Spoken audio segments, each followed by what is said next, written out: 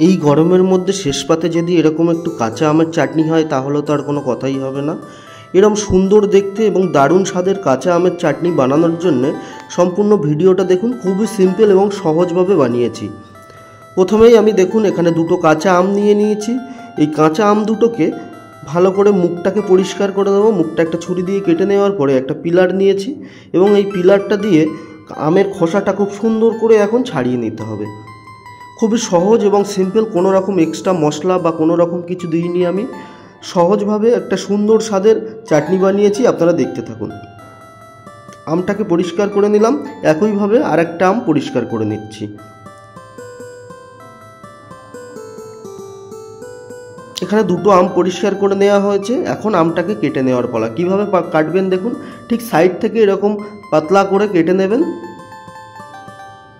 এবং কেটে নেওয়ার পরে তারপরে আমটাকে এইভাবে স্লাইস স্লাইস করে নিতে হবে।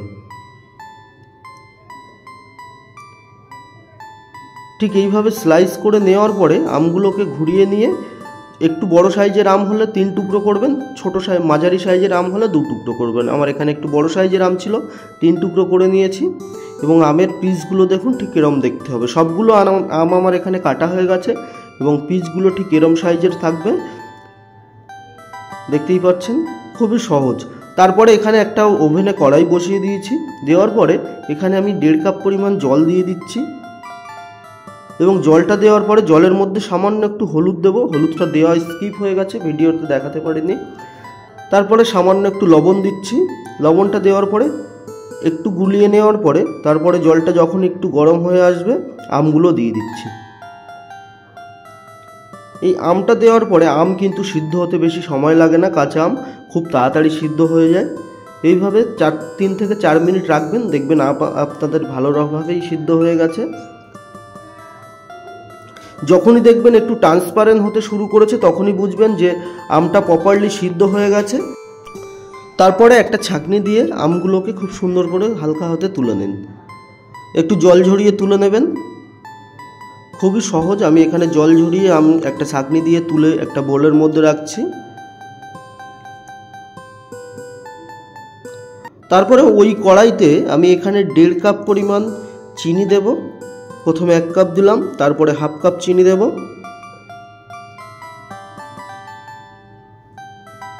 এই চিনিটা দেওয়ার পরে আমি এখানে 1 কাপ পরিমাণ জল দিয়ে দিচ্ছি। দিয়ে একটু নেড়ে চেড়ে নেব এবং সুন্দর একটা চাশনি তৈরি করে নেব। এখানে এই মুহূর্তে আর এক্সট্রা কোনো মশলা বা কোনো কিছু অ্যাড করছি না। এইভাবে নাড়তে নাড়তে দেখবেন একটা ভালো রকম একটা চাশনি তৈরি হয়ে গেছে। ঠিক চাশনিটা যখন ভালোভাবে তৈরি হয়ে যাবে তখনই আমি এখানে অ্যাড করছি কাজু এবং কিশমিশ। কাজু কিশমিশটা দেওয়ার পরে একটু নেড়ে দেব ভালো করে, যাতে চাশনিটা তলায় না লেগে যায়।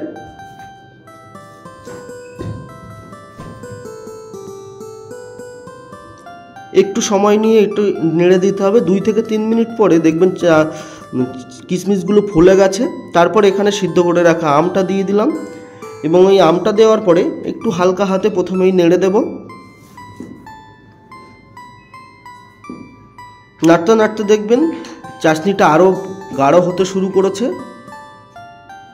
ঠিক এই মুহূর্তে আমি ঢাকনা চাপা দিয়ে 3 মিনিট মতো রেখে দেব। ঠিক 3 মিনিট বাদে ঢাকনাটা খুলছি।